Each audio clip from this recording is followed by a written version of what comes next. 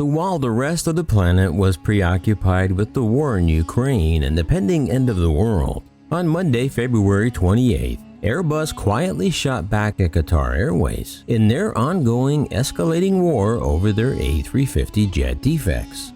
Airbus is now countersuing Qatar Airways for $220 million in damages in retaliation for Qatar's refusal to take delivery of two of the A350 airliners. But Qatar has dug their heels in and continues to insist that they won't take one more jet until Airbus figures out what is causing the composite skin defects on the A350s. We talk about it next on Maximus. Greetings everybody, Maximus here. I hope you're all doing well wherever you may be all around this great big crazy mixed up world of ours. So this latest move by Airbus against the nation of Qatar's national airline comes as a retaliatory strike after Qatar filed a lawsuit against Airbus for $618 million because of composite paint and skin degradation on more than 20 jets grounded by Qatar's aviation regulator. And actually, that amount continues to grow since Qatar is calculating the future judgment on a per-day basis. According to this latest court filing, Airbus wants to recover millions of dollars of discount credits awarded to Qatar. This latest move by Airbus comes a month after Qatar Airways had requested the London High Court to order Airbus to reinstate an aircraft order Airbus unilaterally canceled for 50 of the smaller A321neos. Qatar Airways argues that Airbus had no right to terminate an order that Qatar Airways had already paid $300 million in pre-delivery payments on. In its filing, Qatar stressed to the court that the A321neo was, quote, a unique model, and it would not be able to secure any alternative type to replace the orders canceled by Airbus. Ouch. I wonder how Boeing feels about that after Qatar recently placed an order for 50 Boeing MAX jets, presumably to replace their canceled A321 order.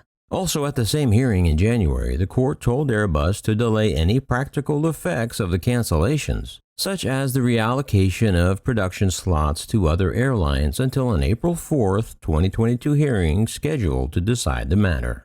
This ongoing feud is a far cry from better times when the two aviation titans were joined at the hip back during the days when they were signing multi-billion-dollar deals at some of the world's biggest air shows. But now the two sides are locked in an unprecedented public dispute over Airbus's continued frustration and embarrassment as they try and solve their A350's paint, skin, and lighting protection defects. But Qatar Airways continues to insist that the surface degradation issue is directly related to the safety of the A350, causing its regulator to ground the planes. But Airbus reiterated that the planes are safe because they contend that the safety margins are built into the anti-lightning system and accuse the airline of influencing their regulator's decision.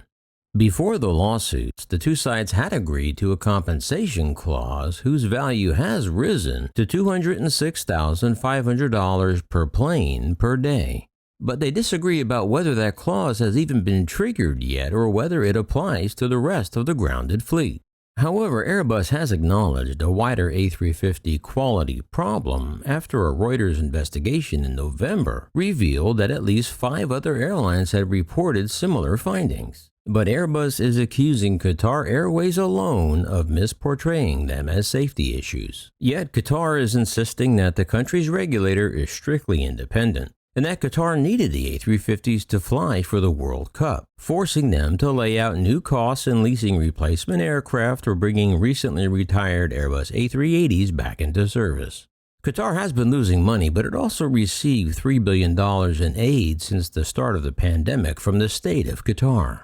But European regulators insist that despite their scaly appearance, the aircraft skin problems do not amount to an airworthiness issue on the A350 and point out that it hasn't been grounded anywhere else. Qatar Airways also said they confirmed late in February that another one of its A350s had been grounded, bringing the total number to 22.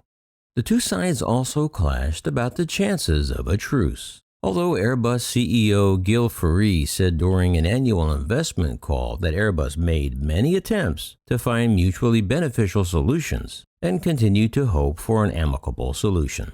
Qatar Airways, however, dismissed these claims in its statement. Qatar said that neither it nor its legal team is aware of any efforts by Airbus to try and resolve the situation in an amicable way. In fact, Qatar says the actual situation is quite to the contrary. An Airbus spokesman said Monday's counterclaim was a last resort and followed many fruitless attempts to find mutually beneficial solutions. Well, it's quite apparent by now that both sides have climbed into their foxholes and plan to remain there until the war is over.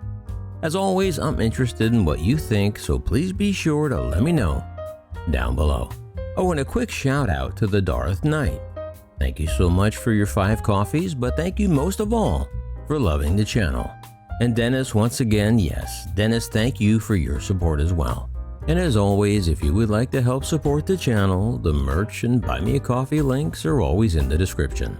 And on your way out, please be sure to like, subscribe, share, and ring the bell. And remember, leave the rubber on the runway and your troubles on the ground.